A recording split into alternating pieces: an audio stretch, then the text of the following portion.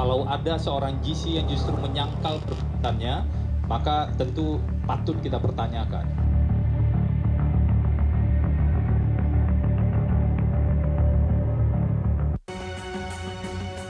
Persidangan tersangka pembunuhan Brigadir Yosua Huta Barat, Ferdi Sambo, tinggal menghitung hari.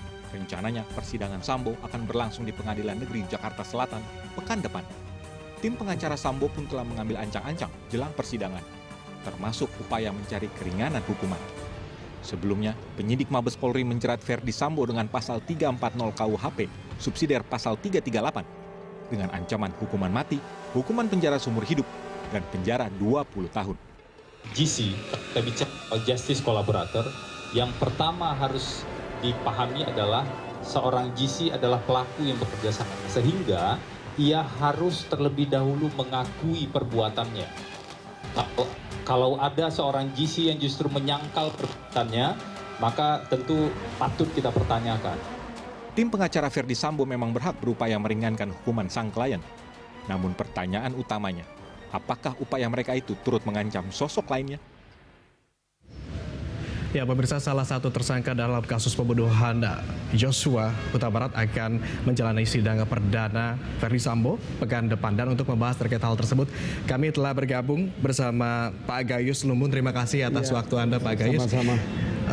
Pak Gayus, menurut Anda sebagai mantan hakim, apakah kalimat yang disampaikan oleh Pak Febri Diansyah tadi juga termasuk menjadi upaya untuk meringankan hukuman? Iya, semua terdakwa bahkan saksi seringkali merubah apa yang pernah disampaikan, atau kalau belum pernah disampaikan mungkin memberikan satu cara-cara untuk sebisa mungkin meringankan. Itu manusiawi. Ya. Bagaimana kalau semula memberi keterangan pun merubah, itu hal yang biasa. Tetapi hakim kan mempunyai ukuran-ukuran, keyakinan ya bahwa berita mana yang sesungguhnya bisa dipercaya dan menjadi keyakinan hakim untuk memutus perkara ini.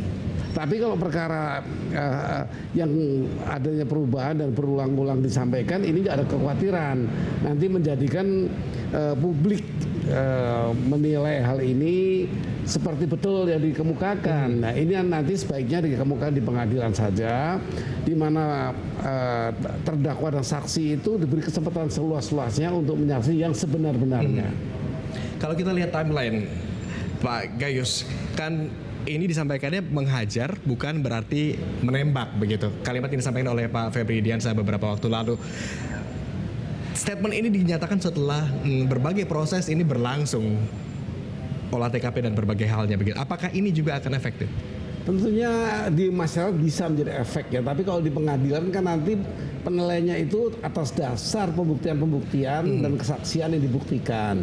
Nah, tapi juga ada logika tadi yang dibangun yang bisa menjadikan hakim itu tidak terlalu peduli sebenarnya dengan suara-suara atau dengan berubahnya atau bahkan dengan hal-hal yang sifatnya untuk meringankan. Termasuk dengan perubahan pernyataan ini? Iya, karena apa? Karena kalau mengatakan dihajar misalnya sebagai pengganti dari ditembak, dihajar itu gramatikalnya kan memukul sebenarnya dengan keras, kemudian jaraknya tidak terlalu jauh.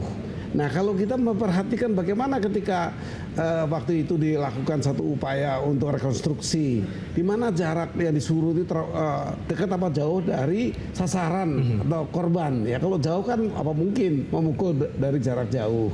Dan ini semua merupakan logika-logika yang nanti akan menjadi masukan bagi hakim. Baik, dan pemirsa, kita akan lihat dulu Pak Gayus pernyataan berikut ini, kita simak bersama-sama. Seorang GC harus jujur, tidak boleh berbohong. Kalau seorang GC bohong, maka ia justru kontribusi mengungkap keadilan itu, tapi justru merusak keadilan yang dicita-citakan oleh semua pihak. Ya, yang baru saja disampaikan oleh Pak Febri Diansyah ini terkait JC Justice Collaborator begitu. Kuasa hukum Sambo meragukan status Justice Collaborator. Ini tanggapan Anda seperti apa? Ya, justru GC itu kan sudah orang yang telah terseleksi untuk bisa mendapatkan predikat GC dengan kemudahan dan nanti berakhir pada kehormatan dengan pemotongan hukuman. Karena GC juga orang yang terlibat langsung perkara ini, bahkan mungkin tersangka yang berkaitan dengan pasal yang menakutkan menyebutkan, tetapi ya hakim akan menilai lah apakah GC yang benar yang dikatakan tidak boleh berbohong atau pihak lainnya yang justru berbohong. Ini kan nanti akan di pengadilan membuktikan. Oke, kalau pernyataan dari Pak Ferdiansyah tadi kemudian juga diksi atau pemilihan kata-kata yang disampaikan beberapa waktu lalu juga ternyata tidak akan mempengaruhi keputusan begitu dalam persidangan nanti. Lantas apa yang menjadi pertimbangan? Ya, hakim harus menggunakan pembuktian ya sehingga apa sama terdakwa keterangan terdakwa itu diuji kebenarannya dan berbagai pendekatan. Kan bisa ditanyakan sebelumnya pada saksi yang lainnya. Saksi lainnya seperti yang terungkap di berita ya, ini mungkin benar atau salah pengadilan akan mengukur. Bahwa juga pernah terdakwa ini menyuruh orang lain untuk melakukan tapi ditolak karena takut katanya tidak berani. Itu kita temukan berita itu. Nah nanti pengadilan yang mengukur berita ini seperti apa bunyinya, ada persamaan apa tidak dengan apa yang didalilkan bahwa dia hanya tidak mau menembak tapi menghajar. Itu semua karena akan ada persesuaian namanya. Hakim mengarah ke sana dan pengadilan akan memperhatikan itu. Tapi kalau Ferdi Sambo ini kan dijerat pasal 340 KUHP dengan ancaman hukuman mati begitu ya. Kemungkinannya nanti akan bisa lebih ringan atau seperti apa? Bagi pandangan saya semua sangat mungkin ya, karena nanti yang diuji adalah bagaimana sikap hakim, berani apa tidak, tegas apa tidak, cerdas apa tidak, jujur apa tidak. Ada 3 ukuran itu, kejujuran hakim, keberanian dan kecerdasan. Nah hal inilah nanti akan dipakai di pengadilan yang sama-sama kita saksikan untuk mengukur apa pengakuan-pengakuan GC atau pengakuan terdakwa. Kalau terdakwa memang mempunyai pemahaman bagi masyarakat bahwa memang tentu dimaklumi untuk mencari keringanan, bahkan bisa menghapus kejahatan. Tapi itu hal yang biasa. Nah, hakim tidak boleh terpaku dengan semuanya, tapi hakim berjujur untuk menilai dan berani memutuskan kalau memang itu putusan yang tepat untuk dijatuhkan oleh hakim. Sebagai mantan Hakim Agung, Pak Gayus, yang Anda lihat sekarang seperti apa? Sekarang bisa tidak jatuhkan hukuman? Begini, memutuskan mati memang menyangkut berbagai pertimbangan. Ya. Yang pertama, apakah seorang itu tidak bisa dibuka pintu maaf misalnya. Apakah dengan putusan yang maksimal nanti hakim memang diyakinkan bahwa ini memang perbuatan berencana dan ancaman hukumannya melalui kepastian hukum ya, hukuman yang maksimal itu adalah hukuman mati. Tapi apakah ada manfaat hakim untuk menjatuhkan ini? Nah, saya bicara kemanfaatan. Apa itu kemanfaatan? Bagi pikiran saya kalau seorang terdakwa sampai dihukum mati dan dia tidak dihukum mati karena dia bisa membuka semua persoalan internalnya sehingga kenapa dia melakukan itu, maka itu manfaatnya besar buat negara dan masyarakat. Korban justru bagi dirinya sendiri. Kemanfaatan bisa merubah satu situasi lembaga yang memang dianggap oleh masyarakat mempunyai potensi orang-orang yang melakukan ini, dan akan lahir pelaku-pelaku baru kalau lembaga ini tidak diperbaiki. Walaupun telah diputus hukuman maksimal menghukum mati terdakwa, toh tidak merubah. Kalau terus begini akan lahir pelaku-pelaku baru. Berbeda kalau manfaat putusan ini bisa merubah lembaga itu karena pengakuan yang terbuka.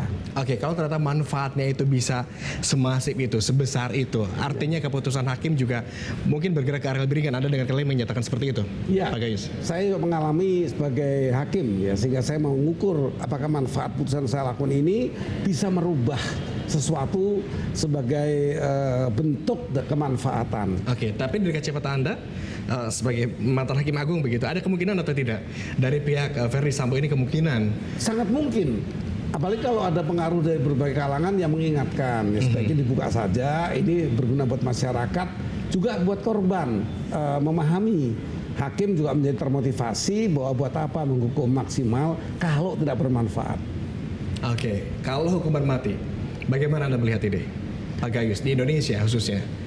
Memang pro kontra mati sangat tinggi di Indonesia. Betul. Ya, karena negara lain juga ada sebagian telah menghapus. Beberapa juga sudah melihat ini ada perenggutan hak asasi manusia, hak hidup. Iya, tetapi kan keadilan mesti ditegakkan, fair trial mesti berani ditegakkan.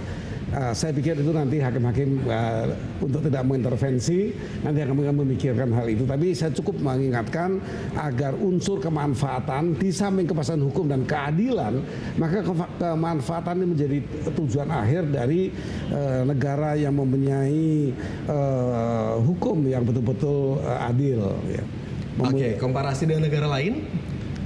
Ya, terkait hukuman mati ini seperti ya, apa? negaranya banyak masih terbelah ya. Ada yang disebut sebagai satu paham yang tepat masih digunakan saat ini. Di Indonesia 2 kali diuji di MK, di zaman Pak Mahfud menuju Pak Jiluy memimpin MK, tetap dinyatakan masih diperlukan karena relevan dengan keadaan Indonesia dan tidak bertabrakan dengan konstitusi. Itu bunyi putusannya, sehingga sampai hari ini hukuman mati masih diberlakukan. Termasuk untuk kasus Verdi Sambo ini, Semua Anda melihat kasus. ini juga bahwa jeratan pasal 340 KUHP subsidiar pasal 338 ini juga sudah Iya, terutama kan rujukan itu undang-undang untuk kepastian hukum, kemudian untuk keadilan. Tetapi tadi saya menyelipkan, kalaupun akan dihukum sesuai undang-undang yang mengatur dan memungkinkan hukuman mati berlaku di Indonesia, apakah ada kemanfaatan hukuman itu? Kalau yang bersangkutan mau menjadi terdakwa yang mengungkapkan semua sehingga ada perubahan di lembaga itu. Memang terdakwa ini tidak memenuhi syarat menjadi GC ya, karena dia pelaku utama. Tetapi sifat GC itu bisa digunakan bahwa dia terbuka semuanya. Ya kemudian tadi saya katakan, walaupun yang bersangkutan juga ini sudah menawarkan diri begitu bagi tapi terbuka. persyaratan ketentuan GC baik menurut SEMA maupun undang-undang LPSK tidak memungkinkan yang bersangkutan sebagai pelaku utama. Baik Pak Gayus, kita akan lanjutkan dialog kita sore hari ini. Namun pemirsa, kami masih akan kembali usai. Terima kasih Anda masih bersama kami di Berita Satu Sore. Pemirsa, kita kembali ke Pak Gayus. Pak Gayus, tadi Anda sebelum jeda azan sempat menyampaikan bahwa hukuman mati di Indonesia masih relevan. Mengapa hukuman mati di Indonesia masih cukup relevan? Padahal beberapa negara lain begitu bahkan sudah menghapuskan aturan hukuman mati tersebut. Ya, mengukur penerapan hukuman mati masih relevan tidak itu diukur dari social justice. Artinya keadilan sosial yang menyangkut pada kultur di negara itu. Kultur negara kita menurut ukuran MK 2 kali diuji di MK masih relevan untuk digunakan sebagai undang-undang yang mengatur. Ada 19 undang-undang mengatur dengan ancaman hukuman mati seperti makar, ya itu hukuman mati. Hukuman berencana juga mati. Apa maksudnya? Artinya beberapa undang-undang yang menentukan itu menjadi rujukan keadilan untuk melakukan tindakan pidana mati dengan kepastian hukumnya. Tetapi ada satu lagi yang menjadi teori pidana di semua negara, ada kemanfaatan. Jadi putusan yang berat itu harusnya memperhatikan kepastian hukum, dibolehkan apa tidak, ternyata dibolehkan. Bagaimana keadilan? Adilkah buat semua pihak, baik korban, pelaku maupun negara dan masyarakat. Ya, tetapi ada kemanfaatan yang itu yang telah saya paparkan agar punya nilai manfaat bagi sebuah putusan yang berat ini. Baik, 3 poin utama begitu dalam pertimbangan sebuah putusan tadi adalah keadilan begitu. Ya, keadilan, kepastian hukum dan terakhir adalah kemanfaatan. Terima kasih Pak Gayus atas waktunya. Ya, sama-sama. Sore hari